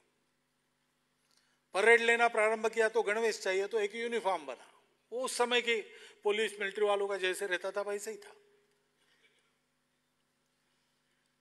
और फिर रूट मार्चेस वगैरह निकलने लगे। फिर अपना बैंड भी चाहिए, तो वही मिलिट्री बैंड का अनुकरण करके हमारा ये टूटा फूटा बैंड बना। लेकिन ये सारा जो बना, ये कार्यकर्ताओं की चर्चा में से बना। डॉक्टर हेडगेवार ने ऐसा नहीं कहा कि राष्ट्रीय स्वयंसेवक संघ शुरू हुआ, उन्होंने संघ शुरू हुआ ये कहा। और लोग जैसे शाखा में लोगों को लाने लगे तो लोग पूछने लगे आपका संघ कौन सा है? तो उन्होंने डॉक्टर साहब को पूछा कि अपने संघ का नाम क्या है? तो डॉक्टर साहब ने कहा तय किसने किया है? बैठो और तय करो। बैठक हुई, 16 लोग आए, 3 नाम प्रस्तावित किए गए, चर्चा हुई, मतदान हुआ और बहुमत से पारित हुआ राष्ट्रीय स्वयंसेवक संघ। डॉक्टर हेडगेवार ने राष्ट्रीय स्वयंसेवक मंडल संघ स्थापना के 2 वर्ष पूर्व तक चलाया था, लेकिन उन्होंने ये नाम बताया नहीं किसी को, चर्चा में से आया। सामूहिक सहमति का स्वभाव डॉक्टर साहब का भी था, संघ का भी है। दिखने में ऐसा दिखता है, हमारे यहाँ एक बार सहमति होने के बाद फिर सबके बोलने की जरूरत नहीं रहती। सब बोलने लगे तो एक ही बात बोलेंगे, फिर भी प्रत्येक की शैली अलग रहेगी, अर्थ अनेक निकलेंगे, इसलिए बोलने का काम किसी को देते हैं। यहां मैं आपके सामने बोल रहा हूं, ये सारी बातें बजरंग लाल जी भी बता सकते हैं और उनको माइक भी मिला था, लेकिन उन्होंने अपने मुंह का संवरण किया, क्योंकि एक मुख से बात जाए, एक ही बात जाती है। और इसलिए अनुशासन के तकाजे से, सहमति व्यक्त करने के तकाजे से ऐसा दिखता है कि एक के बोलने पर सब होता है, लेकिन ऐसे नहीं होता। एक एक सामान्य स्वयंसेवक के विवेक से काम होता है संघ में। रोज शाखा में जाना चाहिए ऐसा हम बताते, हम स्वयं जाते हैं। हम रोज शाखा में जाते हैं कि नहीं, छोटे से छोटा स्वयंसेवक देखता भी है, और अगर कहीं गलती हो गई तो हमको पकड़ भी सकता है। मैं स्वयं संघ का सरसंघ चालक हूं। मेरा नाम नागपुर में मोहिते सायम शाखा की सूची में है। मेरा प्रवास रहता है, रोज वहां मैं नहीं रहता। उस शाखा में एक नया स्वयंसेवक आ गया, छोटा, उस समय वो चौथी में पढ़ रहा था। तो बहुत दिनों के बाद मैं नागपुर पहुंचा, शाम को शाखा में गया, वीकेर होने के बाद वो आया मेरे सामने। वो देखने लगा तो मैंने पूछा क्या है भाई? तो उसने कहा कि आज हमारे गणित शिक्षक जी ने बताया कि शाखा में रोज आना चाहिए। मैंने बोला सही बात है, तो मैंने सुना है कि आप हमारी शाखा के स्वयंसेवक है। बोला सही बात है। तो उसने कहा आप तो रोज नहीं दिखते। तो मैंने कहा भाई मेरा प्रवास रहता है, तो जहां प्रवास रहता है वहां शाखा में जाता हूं। तो बोले आप नागपुर में कितने दिन से है? मतलब 4-5 दिन से। तो आज पहली बार शाखा में दिखे। भाई अन्य शाखाओं में जाने का कार्यक्रम था, मुझे जाना पड़ता है, तो दूसरी शाखाओं में गया था। उसके बाद लगातार जब जब मैं शाखा में जाता था वो पूछता था प्रवास कहाँ कहाँ हुआ, शाखा कहाँ कहाँ हुई। ऐसा ओपन संगठन संघ है, यहां प्रत्येक स्वयंसेवक पूछ सकता है, प्रत्येक स्वयंसेवक विचार करता है, प्रत्येक स्वयंसेवक का विचार चर्चा में आने की पद्धति है। अब लाखों स्वयंसेवक है, उनकी मैं अकेला नहीं सुनता हूं, लेकिन शाखा स्तर से ऐसी व्यवस्था है, विचार आते आते ऊपर प्रतिनिधि सभा में सहमति बनती है। जो सहमति बनती है उसमें सब अपना अपना विचार विलीन कर देते हैं। मोस्ट डेमोक्रेटिक ऑर्गेनाइजेशन आपको देखनी है तो आप संघ में आइए। यहां स्वयंसेवक पर किसी भी प्रकार का अंकुश नहीं है, केवल हमने जो संस्कार और विवेक उसको दिया है वो उसको चलाता है। उसके दायरे में वो अपनी मनमानी कुछ भी कर सकता है,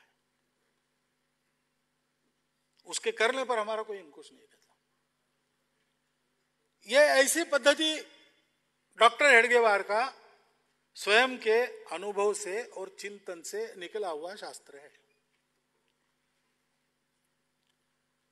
हम उनको बुलाते हैं, उनकी शारीरिक बौद्धिक मानसिक उन्नति हो ऐसा प्रयास करते हैं, और कुछ योग्यता आने के बाद उनको अपने रुचि के कार्य में सहभागी होने की छूट है। कहां जाना हम नहीं बताते, वो कहीं भी जा सकते हैं।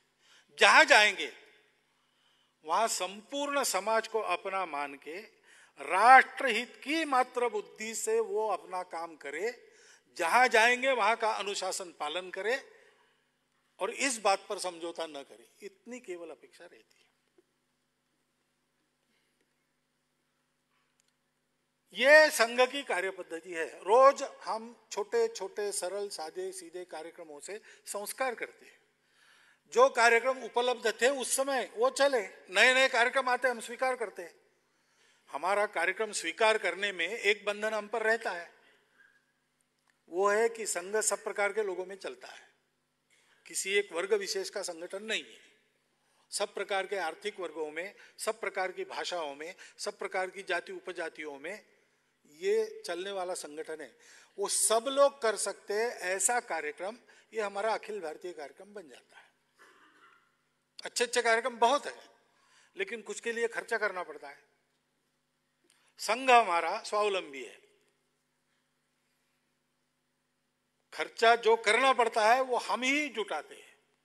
संघ का काम चलाने के लिए एक पाई भी बाहर से हम लेते नहीं, किसी ने लाकर दी तो हम लौटा देते हैं। राष्ट्रीय स्वयंसेवक संघ स्वयंसेवकों की गुरु दक्षिणा पर चलता है। साल में एक बार भगवे ध्वज को गुरु मानकर उसकी पूजा में दक्षिणा समर्पित करते हैं स्वयंसेवक। भगवा ध्वज गुरु क्यों? क्योंकि अपनी तब से आज तक की परंपरा का वो चिन्ह है। जब जब हमारे इतिहास का विषय आता है ये भगवा झंडा कहीं ना कहीं रहता ही है। यहां तक कि स्वतंत्र भारत का ध्वज कौन सा हो, इसका फ्लैग कमेटी ने जो रिपोर्ट दिया वो तो यही दिया कि सर्वत्र सुपरिचित सुप्रतिष्ठित भगवा झंडा हो। बाद में उसमें परिवर्तन हुआ, तिरंगा ध्वज आ गया, वो हमारा राष्ट्र ध्वज है, उसका भी पूर्ण सम्मान रखते ही है। ये भी प्रश्न उठाया जाता है, शाखा में भगवा झंडा लगता है, तिरंगा झंडे का क्या? तिरंगे झंडे के जन्म से उसके सम्मान के साथ संघ का स्वयंसेवक जुड़ा है। मैं आपको सत्य कथा बता रहा हूं। निश्चित होने के बाद, उस समय तो चक्र नहीं था, चरखा था ध्वज पर। पहली बार फैजपुर के कांग्रेस अधिवेशन में उस ध्वज को फहराया गया। 80 फीट ऊंचा ध्वजस्तंभ लगाया था, नेहरू जी उसके अध्यक्ष थे। तो वो बीच में लटक गया, ऊपर पूरे जा नहीं सका, और इतना ऊंचा चढ़ के उसको सुलझाने का साहस किसी का नहीं था। एक तरुण भीड़ में से दौड़ा, वो सरसर उस खंबे पर चढ़ गया, उसने वो रस्सियों की गुत्थी सुलझाई, ध्वज को ऊपर पहुंचा के नीचे आ गया। तो स्वाभाविक लोगों ने उसको कंधे पर लिया, नेहरू जी के पास ले गए। नेहरू जी ने उसकी पीठ थपथपाई और कहा कि तुम आओ शाम को खुले अधिवेशन में, तुम्हारा अभिनंदन करेंगे। लेकिन फिर कुछ नेता आए, कहा कि उसको मत बुला, वो शाखा में जाता है। जलगांव में फैजपुर में रहने वाले श्री किशन सिंह राजपूत नाम के वो स्वयंसेवक थे। उस समय 5 वर्ष या 6 वर्ष पहले उनका देहांत हो गया, वृद्ध हो गए। डॉक्टर हेडगेवार को पता चला, डॉक्टर हेडगेवार प्रवास करके गए। डॉक्टर हेडगेवार ने उनको एक छोटा सा लोटा चांदी का, छोटा सा पुरस्कार के रूप में भेंट दिया, उसका अभिनंदन किया। तब से, पहली बार फहराया गया तब से इसके सम्मान के साथ स्वयंसेवक जुड़ा है। जब पहली बार कांग्रेस ने संपूर्ण स्वतंत्रता का प्रस्ताव पारित किया लाहौर के अधिवेशन में, तो डॉक्टर साहब ने सर्कुलर निकाला सब शाखाओं में कि हम लोग संचलन निकाले। 1931 की बात है, और संचलन में तिरंगे ध्वज के साथ संचलन निकाले और कांग्रेस का अभिनंदन करने वाला प्रस्ताव शाखाओं के द्वारा पारित करके भेजा जाए कांग्रेस कमेटी के पास। डॉक्टर हेडगेवार, उनके जीवन में देश का परम वैभव, देश की स्वतंत्रता, यही जीवित का गंतव्य था। संघ में दूसरा क्या हो सकता है? और इसलिए अपने स्वतंत्रता के जितने सारे प्रतीक हैं, उन सब के प्रति संघ का स्वयंसेवक अत्यंत श्रद्धा और सम्मान के साथ समर्पित रहा है। इससे दूसरी बात संघ में नहीं चल सकती।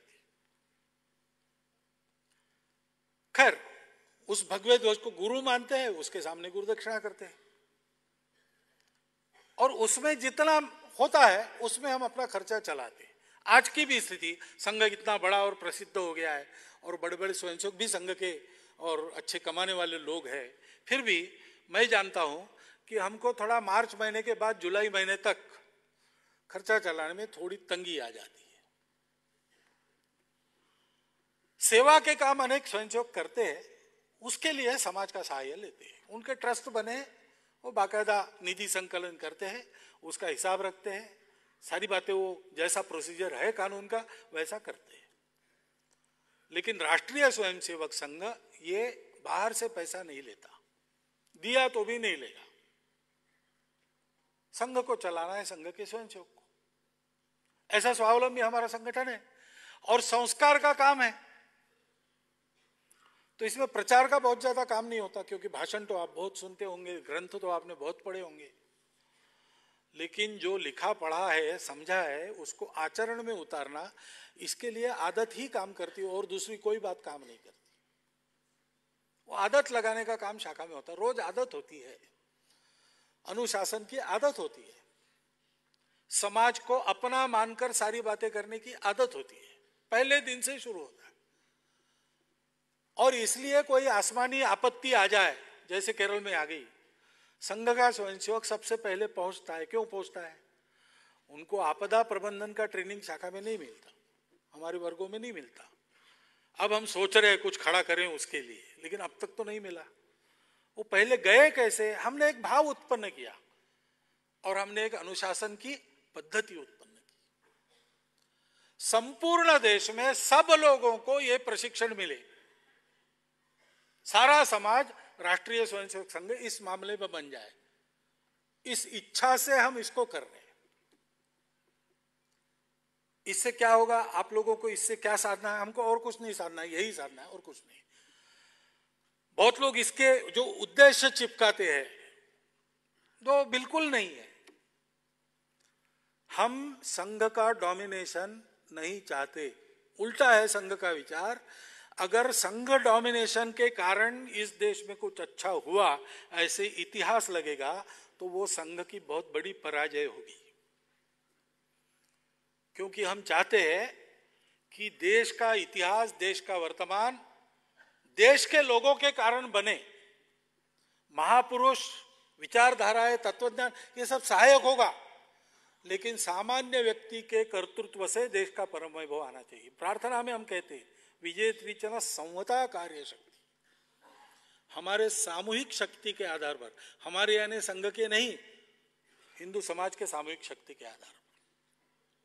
अगर उसमें ऐसा हो गया कि कोई संघ आ गया और उसने इस देश का उद्धार कर दिया तो ये संघ को मंजूर नहीं। इसलिए बहुत अच्छे काम बहुत संशोधन करते, उसकी प्रसिद्धि प्रचार में नहीं जाते। अब बहुत दबाव बढ़ गया है, संघ बड़ा हो गया है और ये हम नहीं करते तो गलतफहमी फैलाने का अवसर मिलता है। इसलिए हाल के 20 वर्षों में हम क्या कर रहे इसका हम ब्यौरा रखते हैं। हम अपनी पीठ कभी नहीं थपथपाते, क्योंकि आखिर ये तो कर्तव्य है, हर आदमी का कर्तव्य है। संघ क्या विशेष कर रहा है? संघ के स्वयंसेवक इतने बड़े बड़े काम करते तो कौन सी बड़ी बात है? उपकार है क्या? ये तो अपना समाज है, उसके लिए करना है। जरूर है तो देश हित में, समाज हित में मरने की भी तैयारी रखनी चाहिए। तो जिंदा रहकर कुछ 4 अच्छे काम कर लिए तो उसमें पीठ थपथपाने की बात क्या है? निस्वार्थ बुद्धि से देश की सेवा करो, सब मिलकर करो। और इसलिए सामूहिकता कदम कदम पर संघ में आपको मिलेगी। संघ के कितने स्वयंसेवक है, कितने काम करते हैं, लेकिन प्रसिद्ध सब नहीं होते। दुनियादारी में चलना है तो संगठन के पदाधिकारी होने पड़ते हैं, फिर बड़ा बन गया है तो माध्यमों के लोग पीछे पड़ते हैं, दिखाते हैं, इसलिए किसी को सामने आना पड़ता है। नहीं तो मोहन भागवत सरसंघ चालक बन गया और उसके रोज फोटो छप रहे, ये मोहन भागवत के लिए बहुत परेशानी का विषय है, क्योंकि ये संघ की पद्धति नहीं है। कभी कभी लोग कहते हैं कि आप सब अच्छे व्यक्तियों को फेसलेस बना रहे हो। हाँ भाई, बात सही है, हम फेसलेस बनते हैं क्योंकि ये भी अहंकार न रहे कि मैंने किया है। उसकी कुछ कठिनाइयां भी आती है हमको, लेकिन हमने एक विशिष्ट प्रकार का व्यक्ति समाज में बने, इसके लिए ये काम शुरू किया। और हमको कुछ नहीं चाहिए। सत्ता में कौन बैठेगा, देश किस नीति का स्वीकार करेगा, समाज के लोग तय करेंगे। उसके उपकरण बने हैं, वो चल रहे हैं, वो और अच्छी तरह चलेंगे अगर इस प्रकार से देशभक्त, प्रामाणिक, निस्वार्थी, अनुशासित लोग उसमें होंगे। जितने ज्यादा होंगे उतना अच्छा चलेगा। उसकी चिंता हमको नहीं है। हमको चिंता केवल इतनी है कि ऐसा एक आचरण बने समाज का। और इसलिए ये सारी बातें हमारी रहती है, जिसके बारे में लोग प्रश्न पूछते हैं कि आप प्रसिद्धि प्रचार से दूर क्यों हो? दूर नहीं, हम भागते नहीं, उसके पीछे भागते नहीं। तो संघ स्थापना के समय भी संघ के कार्यक्रम होते थे सार्वजनिक। डॉक्टर हेडगेवार स्वयं उसका वृत्त लिखकर और पेपर में पहुंचाते थे। उन्होंने वो संपादक भी रह चुके थे, वो एक वृत्तपत्र के व्यवस्थापक भी रह चुके थे, उनको अनुभव था। उनके संघ के कौन से कार्य विभाग होने चाहिए, ऐसा एक डॉक्यूमेंट मुझे मिला अभिलेखागार में, उसमें लिखा है प्रसिद्धि विभाग, तब 1936 की बात। लेकिन हमारे संस्कार के काम में उसका उपयोग नहीं है। और इसलिए जब पर्याप्त काम हो गया, कुछ करके दिखाया छोटा मोटा, तब हमने हमारा एक प्रचार विभाग 1980 के दशक में बनाया, वो अब चल रहा है। लेकिन प्रसिद्धि परांगमुख यानी मैं मेरी प्रसिद्धि नहीं चाहता, मैं कार्य की प्रसिद्धि जरूर चाहता हूं। और आगे हम जो करने वाले हैं उसकी प्रसिद्धि हम नहीं करते, जो किया है उसकी जानकारी के रूप में प्रसिद्धि करते हैं। क्योंकि जो हम करते हैं उसका उदाहरण भी बन सकता है। यहां हमने ऐसा किया, अन्य लोगों को भी प्रेरणा मिलती है। बहुत से लोग साथ लग जाते हैं, बहुत से लोग अपने अपने ढंग से अलग से स्वतंत्र रूप से वैसा ही काम करने लगते हैं। हमको आनंद है उसमें। देश में सूर्योदय हो वो हमारे मुर्गे के बांग देने से ही हो, ऐसा हमारा विचार नहीं है। सूर्योदय हो इससे हमारा मतलब है, उसके लिए एक विशिष्ट प्रकार का समाज चाहिए, वो हम खड़ा करते हैं। अब एक बात रह जाती है इस कार्य पद्धति में, दो बातें रह जाती है। एक तो है कंट्रोल, रिमोट कंट्रोल, ऐसे शब्द चलते हैं। संघ का स्वयंसेवक है, वो अपने बाकी जीवन में क्या करे, कौन सा सार्वजनिक कार्य करे, वो सोचे, वो जब चाहता है वो करे। अमुक जगह काम करो ऐसा हम उसको नहीं कहते, वो चुनता है अपना कार्य क्षेत्र। आज संघ के स्वयंसेवक अनेक क्षेत्रों में काम कर रहे हैं। ये जो सारे संगठन है स्वयंसेवकों का जिसमें प्रभाव है, वो निर्णयों की दृष्टि से, नीति की दृष्टि से स्वतंत्र, अलग, स्वायत्त व्यवस्था के दृष्टि से स्वावलंबी है। वो स्वयंसेवक है, संघ से विचार लेते हैं। वो स्वयंसेवक है, कोई गलती न कर बैठे, संघ चिंता करता है, लेकिन अपने अपने कार्य क्षेत्र में क्या करना क्या नहीं करना वो उनका निर्णय रहता है। अब पुराने हो गए तो उनकी एक्सपर्टाइज भी है और किसी को उनको सलाह देने की आवश्यकता भी नहीं। ये सारे संगठन स्वतंत्र, अलग, स्वायत्त, स्वावलंबी रूप से चलते हैं। संघ के स्वयंसेवक है, इसलिए उनका आना जाना, मिलना, सुख दुख की बात करना और अच्छे कामों में एक दूसरे को मदद करना, ये चलता है। अच्छे कामों में दूसरों की मदद करना ये सबके लिए खुला है, वो केवल वही उन्हीं संगठनों को करना है ऐसी बात नहीं है। अच्छे काम में जो कोई है, हमारी जितनी शक्ति है हम उसकी मदद करेंगे।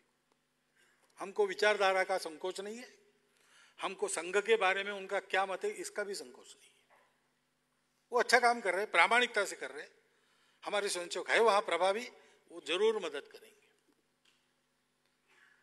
लेकिन कंट्रोल की बात नहीं रही थी। समन्वय बैठक इसलिए नहीं होती है कि कोई कॉमन पॉलिसी तय होती। समन्वय बैठक इसलिए होती है कि उन लोगों को अपने अपने कार्यक्षेत्र में काम करते समय, क्योंकि विपरीत प्रभावों में काम करना है, अपने संस्कारों का स्मरण हो, इसलिए बीच बीच में संघ के वातावरण में कुछ समय उन्होंने निकालना। वहां वो बात करते हैं, चर्चा करते हैं, आइडियाज लेते देते हैं। वो आइडियाज वो फॉलो करे इसका बंधन नहीं है, वो उनका प्रश्न है। और दूसरी बात है कि संपूर्ण हिंदू समाज को संगठित करते समय महिलाओं का क्या? तो ये प्रश्न डॉक्टर हेडगेवार को एक महिला ने ही पूछा, 1931 में पूछा कि आप बात कर रहे हैं हिंदू समाज के संगठन की, 50% महिलाओं को तो वैसे ही छोड़ दिया आपने। तो डॉक्टर हेडगेवार ने उनको कहा कि बात आपकी बिल्कुल ठीक है, परंतु आज वातावरण ऐसा नहीं है कि पुरुष जाकर महिलाओं में काम करे। इससे कई प्रकार की गलतफहमियों को मौका मिलता है। कोई महिला अगर करने को जाती है तो हम उसकी पूरी मदद करेंगे। तो उस महिला ने इसी प्रकार चलने वाला एक राष्ट्र सेविका समिति नाम का संगठन चलाया। आज वो भी भारतव्यापी संगठन बन गया है। संघ के संस्कारों की कार्य पद्धति पुरुषों के लिए राष्ट्रीय स्वयंसेवक संघ में, महिलाओं के लिए राष्ट्र सेविका समिति में, ये दोनों समांतर चलेंगे, एक दूसरे के कार्य क्षेत्र में काम नहीं करेंगे, एक दूसरे की हमेशा मदद करके चलेंगे। वो उस समय तय हुआ। अगर इसको बदलना है तो दोनों तरफ लगना चाहिए कि इसको बदलना है, तब वो होगा, नहीं तो नहीं होगा, ऐसे ही चलेगा। परंतु संघ के स्वयंसेवक जो अनेक अन्य काम करते हैं, सेवा करते हैं, 1,70,000 से ऊपर छोटे बड़े सेवा प्रकल्प संघ के चलते हैं। ये 5 साल के पहले का आंकड़ा है, 5 साल के बाद की गिनती अभी हो रही, इस साल वो आ जाएगा आंकड़ा। उसमें तो महिला पुरुष सभी काम करते हैं। संघ के स्वयंसेवक कोई सन्यासियों का संगठन नहीं है, गृहस्थ कार्यकर्ता है अधिकांश, घरों में आना जाना रहता है। तो हमारी माता बहनें अपने अपने जगह से भी बहुत मदद सीधे संघ के कार्य को करती है। इतने सारे विविध कार्य चलते हैं, उसमें महिलाएं आई हैं और आगे भी आई हैं। यह संघ की कार्य पद्धति है।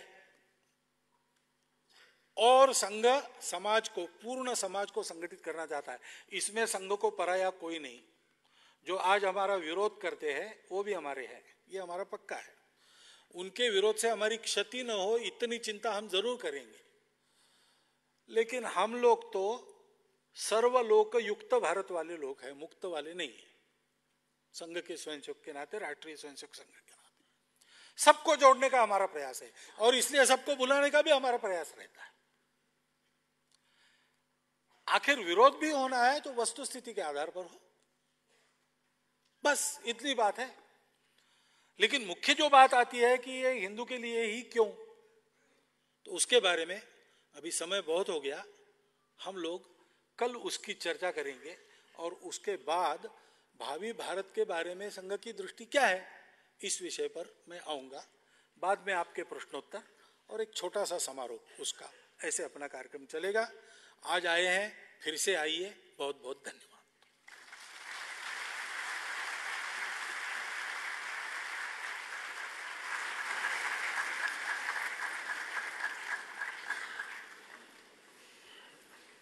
अब हम अपने इस कार्यक्रम की समाप्ति की ओर बढ़ रहे हैं।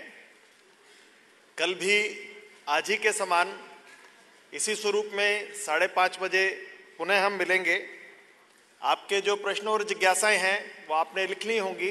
अभी राष्ट्रगान होगा, कृपया आप सभी कुछ और समय यहाँ पर रहें। तो जो प्रश्न आपके हैं वो यहाँ द्वार पर कार्यकर्ता खड़े हैं, उनको आप दे सकते हैं। यहाँ भी एक आगे प्रश्न पेटिका रहेगी, आप उसमें डाल सकते हैं। अब आज के कार्यक्रम की पूरी रिपोर्ट आज रात्रि rss.org अपनी जो वेबसाइट है उस पर अपलोड हो जाएगी, वहां से भी आप इसको देख सकते हैं। अभी राष्ट्रगान प्रारंभ हो रहा है, सभी से निवेदन है कृपया अपने स्थान पर खड़े हो जाए। जनगण मन अधिनायक जय हे भारत भाग्य विधाता, पंजाब सिंध गुजरात मराठा द्राविड़ उत्कल बंग, विंध्य हिमाचल यमुना गंगा उच्छल जलधि तरंग, तब शुभ नामे जागे, तब शुभ आशीष मांगे, गाए तब जय गाथा। जनगण मंगलदायक जय हे भारत भाग्य विधाता, जय हे जय हे जय हे, जय जय जय जय हे।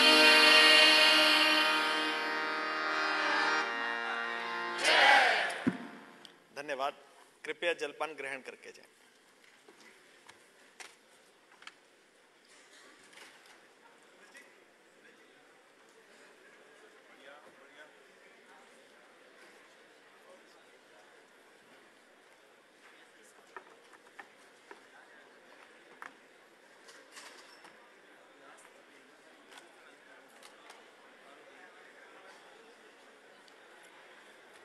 जिनके प्रश्न में जिज्ञासाएं हैं वे अपनी पर्ची आगे एक पेटिका रखी है वहां पे भी डाल सकते हैं। द्वारों पर जो अपने कार्यकर्ता हैं उन्हें भी ये दे सकते हैं।